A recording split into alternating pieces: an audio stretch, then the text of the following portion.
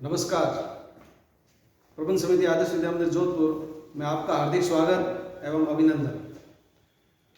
आज हम कक्षा 10वीं विषय सामाजिक विज्ञान पाठ 5वां लोकतंत्र, जिसमें आज हमारा प्रकरण लोकतंत्र के गुण। इस पूर्व की कक्षा में हमने लोकतंत्र के गुण पढ़े थे 1 से 6 बिंदु। आज 7 से 12 बिंदु है, उसी का शेष भाग।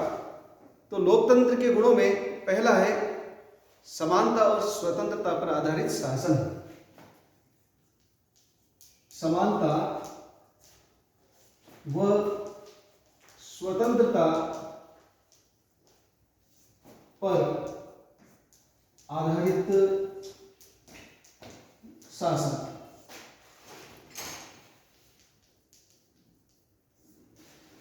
लोकतंत्र में स्वतंत्रता और समानता का विशेष ध्यान रखा जाता है। किसी भी नागरिक के साथ कोई भेदभाव नहीं किया जाता। जाति, धर्म, संप्रदाय, भाषा, रंग, वर्ण, किसी भी क्षेत्र से हो व्यक्ति, सभी लोकतंत्र में समान है, सभी स्वतंत्र है। इसलिए ये समानता और स्वतंत्रता पर आधारित शासन व्यवस्था है। दूसरा इसका गुण है स्वतंत्र व निष्पक्ष न्यायपालिका। स्वतंत्र व निष्पक्ष न्यायपालिका।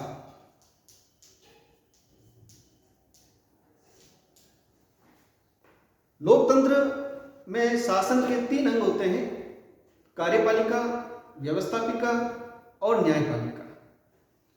तो न्यायपालिका को व्यवस्थापिका और कार्यपालिका से पृथक रखा गया है, अर्थात यह अपना काम करने के लिए पूर्ण स्वतंत्र है। जनता शासन की नीतियों का विरोध कर सकती है। न्यायपालिका इस तरह से लोगों के अधिकारों की सुरक्षा करता है। गुणों में तीसरा है कला, साहित्य, संस्कृति व विज्ञान की प्रगति में सहायक। कला, साहित्य, संस्कृति व विज्ञान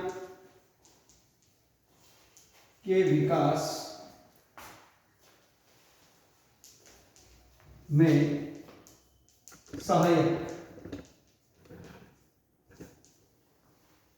लोकतंत्र के अंदर जितनी भी कलाएं हैं, चाहे वो संगीत कला है, नृत्य कला है, मूर्ति कला है, सारी कलाएं, साहित्य, हर भाषा में रचे जाने वाले साहित्य, संस्कृति व्यक्ति की जो अनेक जाति, धर्म, संप्रदाय के अनुसार होती है, और विज्ञान, इन सभी के विकास में लोकतंत्र सहायक होता है।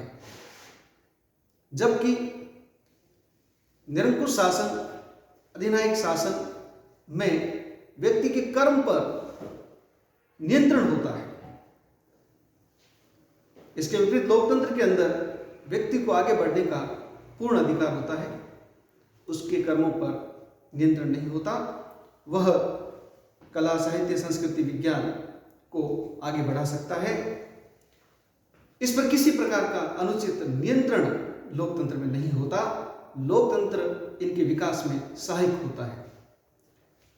फिर है संविधानवाद में आस्था। लोकतंत्र संविधानवाद में आस्था रखता है। इसका अर्थ स्वेच्छाचारी शासन के विपरीत सीमित शासन पर बल दिया जाता है, विधि के शासन पर बल दिया जाता है। अर्थात व्यक्ति विधि के अनुसार, कानून के अनुसार अपना जीवन जिए, नियमों का पालन करते हुए कार्य करें। जो नियम बन गए हैं वो सभी के लिए हैं। इसलिए ये संविधानवाद में विश्वास करता है। साथ ही शक्ति के विकेंद्रीकरण पर लोकतंत्र बल देता है। शासन या सत्ता का केंद्रीकरण नहीं होना चाहिए, विकेंद्रीकरण पर आधारित शासन होना चाहिए।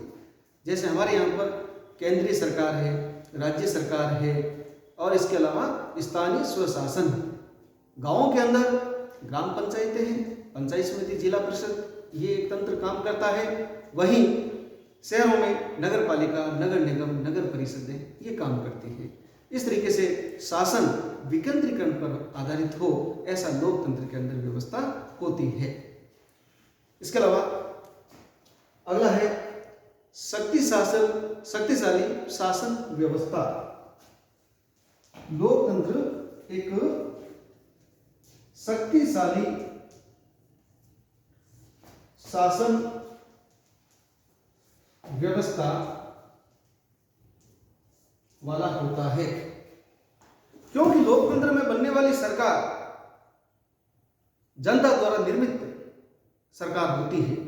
जनता के प्रतिनिधि ही सरकार का निर्माण करते हैं और वे सरकारें जन आकांक्षाओं के अनुरूप भी कार्य करती है। इसलिए जनमत पर आधारित सरकारें होने के कारण लोकतंत्र एक शक्तिशाली शासन व्यवस्था के रूप में जाना जाता है। यह व्यक्ति में राष्ट्र प्रेम भी उत्पन्न करता है। अगला इसका गुण है विश्व शांति का समर्थक। लोकतंत्र विश्व शांति का समर्थक होता है।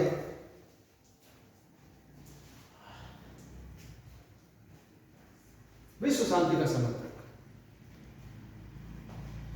अधिनायकवाद, निरंकुश शासन, जो सैनिकवाद, विस्तारवाद व कठोर विदेश नीति के रूप में जाना जाता है। लेकिन लोकतंत्र के अंदर विस्तारवाद, सैनिकवाद को कोई स्थान नहीं है। जिन देशों के अंदर सैनिकवाद रहा है वो विश्व शांति के लिए खतरे के रूप में ही जाने गए हैं। इतिहास गवाह है कि इन व्यवस्थाओं के कारण संसार को युद्ध की विभीषिकाओं को झेलना पड़ा है। वहीं लोकतंत्र विश्व शांति के लिए कार्य करता है। विश्व शांति ही अपना ध्येय मानकर उसे चलता है। आज लोकतंत्र के गुण का प्रकरण पूरा हुआ। कुछ होमवर्क भी है, आपके लिए भेज रहा हूं। धन्यवाद।